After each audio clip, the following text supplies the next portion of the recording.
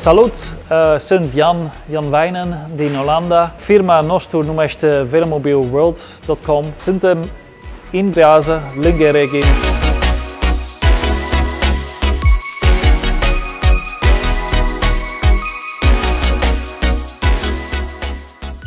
Velomobil World este o firmă care face velomobile pentru piața World. Suntem începuți în 2012. Noi am început aici să fabricăm velomobile și acum suntem cu o echipă cu 40 de persoane. Businessul nostru e mondial. Noi vindem prin aproape tot mondial. Piața noastră cea mai mare acum e germană. Avem vândut și câteva în România, cam 3-4 velomobile sunt în România. Și acum și în Bulgaria, Slovenia, Polonia, Cehia.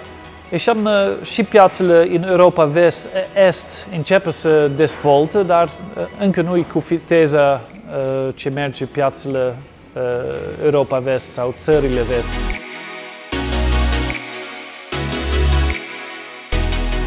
Foarte multe. Unul dintre ele e să obișnuiește cu birocrație din statul român. Ăla e cea mai mare provocare. Restul a fost, da, eu sunt din Olanda, am o percepție cum e bine, ce nu e bine, alții au altă percepție, avem alt stil de comunicare și eu am trebuit să înveț stilul de comunicare în România.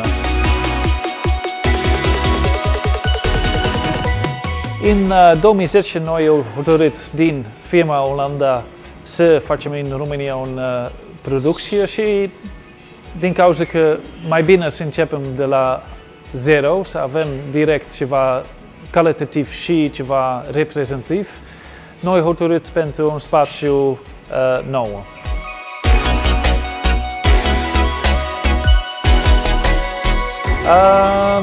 Am ales să lucrez cu Frisomat pentru că a fost foarte ușor de comunicare, a fost ușor pentru mine că la ofertă, doresc asta, primesc un preț și comunicarea asta a fost clară și special pentru că nu am avut încă experiență în România, asta a ajutat mie foarte mult.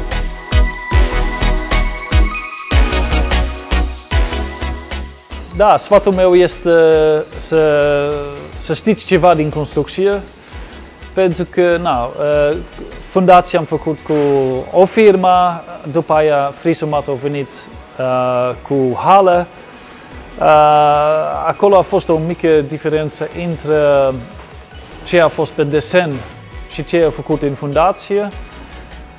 Și dacă am avut un pic mai mult timp verificat, am putut să evit probleme respective.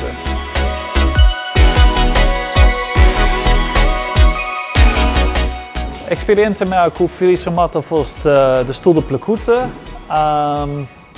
serios și da, ce au zis, au făcut.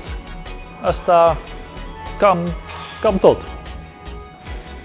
Dacă te interesează în ce facem noi, uitați un pic pe internet pe velomobielworld.com.